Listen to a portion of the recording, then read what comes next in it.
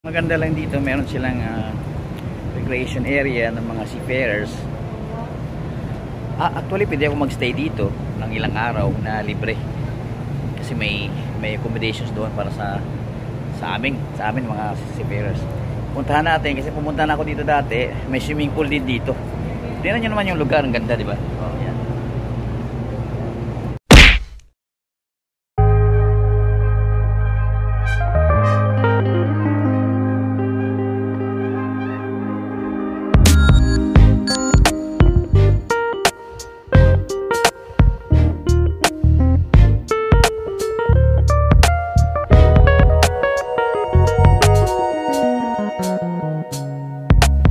So dito tayo sa may Seamen's Hospital. So kita nyo ang ganda ng hospital nila dito.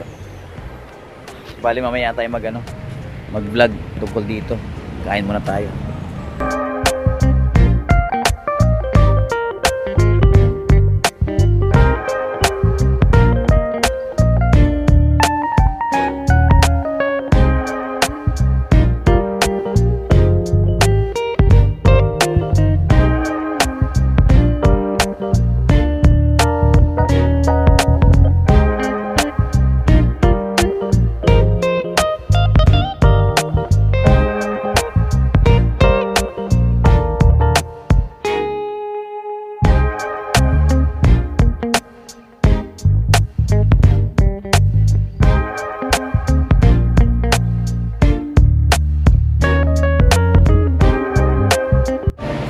Second time ko pumunta dito, yung si Mrs. dalawang beses siya na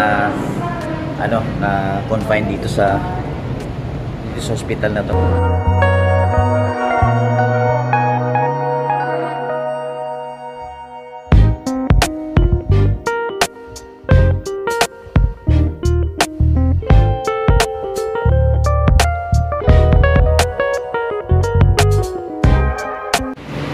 Ulam nila dyan.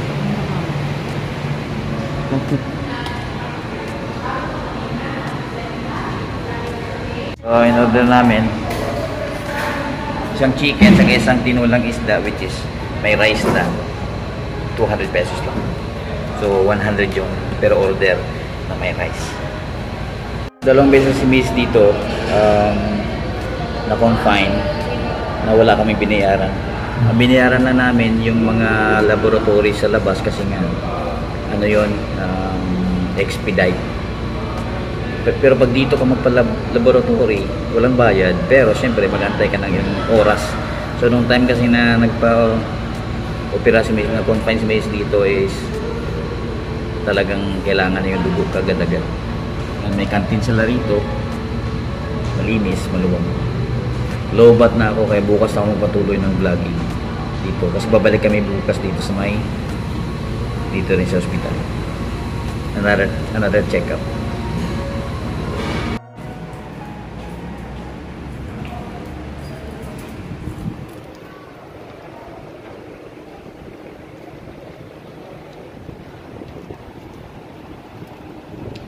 Maganda lang dito, meron silang recreation area ng mga seafarers.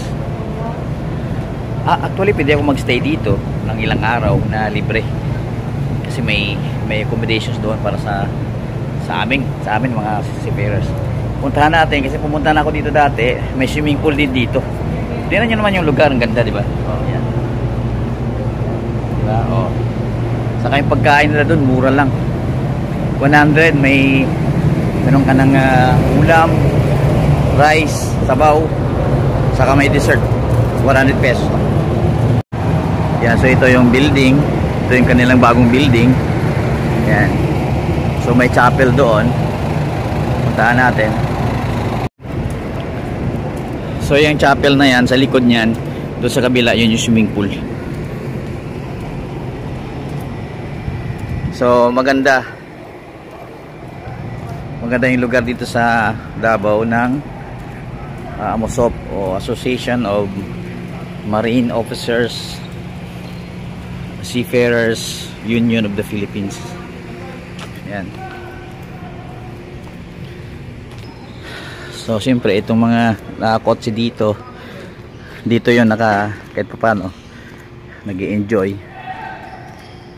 nila yung amenities dito ng Amosop. Yan, may nagbabasketball, nakita nyo. Yan.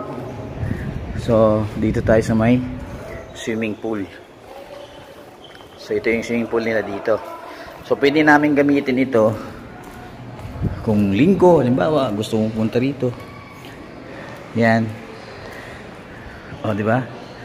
Ganda. Pwede ka mag rent ng room dyan siguro, I don't know. Saka kung dito gusto mong mag pa-party, pwede. So ganda ng lugar para sa mga seaman, saka sa family nila. I don't think na, di lang ko sigurado kung allowed yung family ng seafarers or yung seafarer lang mismo ang allowed dito. Yan, diba? Ganda.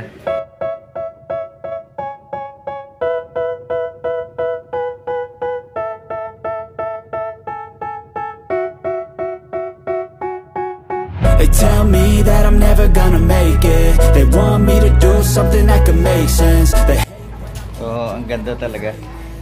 Ang nagustuhan ko lang dito dahil siyempre nagkakasakit tayo. So, yung family natin is kailangan magpa-hospital. So, bakit ka pagagastos na napakalaking pera para sa hospital kung meron naman ditong libre? Guys, sa akin, sa Jensen kami nakatira, although may bahay ako rin sa Davao, pero si Mrs. sa Jensen, doon kami nakatira. So 3 hours lang na drive, nandito kami sa Davao. So magpa-hospital si Mrs. Nung una niyang hospital, 2 weeks na-confine dito, wala kami binayaran. Itong huli, 1 week, nagpa-opera pa sa mismo, wala kami binayaran.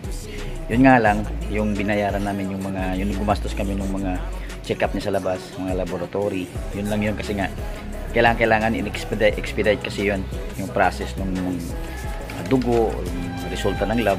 Pero pag dito ka mismo, libre, pero yun nga lang, mag-antay ka ng mga ilang oras. Yung sa sitwasyon ni Mrs. kasi talagang emergency.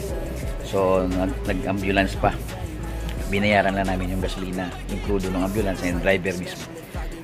Pero the rest ng stay niya rito, libre, di ba? Pati food nila nung nagbantay sila, libre din. To be in control of my life soon. All the negativity, man, I'm immune. I don't really need a mask with all I've been through. I've been making changes for the ages. 5-10 year plans are contagious. I attack that shit, I'm tenacious. And if you ain't, get the fuck out of my way then.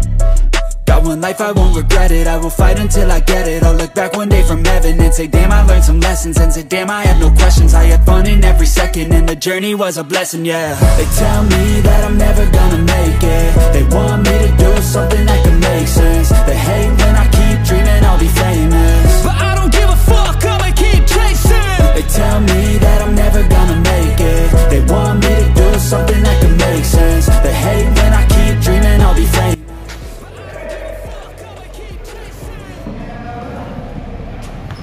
Pwede pa maglaro dito.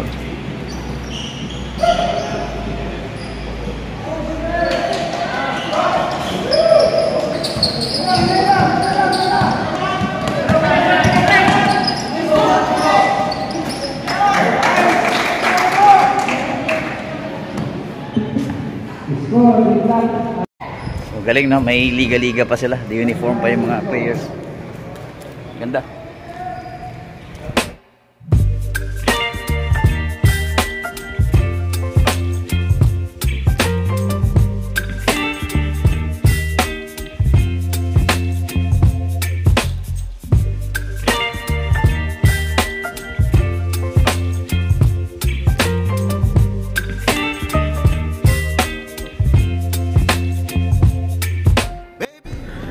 So nakita nyo kung gaano kaganda yung amenities, saka yung hospital mismo, kung gaano kalinis yung hospital ng Amosop dito sa may Davao City. So 2 beses ko na itong ginamit na pa-hospital and then operation ni Mrs. na wala kami binayaran. Yun nga, yung nabanggit ko sa inyo, yung mga binayaran lang yung galing sa labas. So sa mga seaman na malapit lang yung Amosop sa inyo, so ang gawin ninyo, pumunta kayo sa Amosop, kumuha kayo ng inyong ID para ma-register kayo. Ano tawag lang ng ID na yun? Basta sa Amusop na ID. Membership. Makita naman nila dyan. Ang kailangan mo lang ipakita yung 3 months mo na, yung latest mo na payslip. Pakita mo lang doon, ma-register ka na, bigyan ka na ng ID. Magagamit ninyo yan. At saka, pati yung kanyang beneficiaries. Oo. Pati yung misis mo, yung anak mo na 18 years below, magagamit nila yan pag magpa-hospital o magpa-check up. Kahit minor lang, pabunot ng ngipin, palinis ng ngipin, pwede. Sa amin yung operation wala kang binayaran, 'di ba? So, wag na tayong magmayabang. Sabihin natin seaman tayo, pupunta tayo sa may hospital na private. Although private itong Amusop dahil ano ito, exclusive para sa mga seafarers mismo. Saka international ito dahil binabayaran natin $20 a month yan. Tuwing may payslip, pag magsweldo tayo, makikita mo yan sa payslip mo, $20 a month. So, wag na tayo magmayabang. Gamitin natin yung benepisyo natin as seafarers, di ba? Saka hindi sila, yung mga tao dito mababait, malinis at saka maganda. So, nakita nyo naman yung mga amenities kanina. So, yan lang ang advice ko sa inyo mga seafarers. Pwede natin gamitin to. Sayang yung pera. Pinaghirapan natin tapos pupunta lang kayo sa mga hospital na mamahalin. 'Di ba? Although dito libre, kumpleto naman sa mga gamit na pwede nilang igamitin para sa kung ano man merong sakit sa pamilya ninyo. 'Di ba? Di ba, Tart?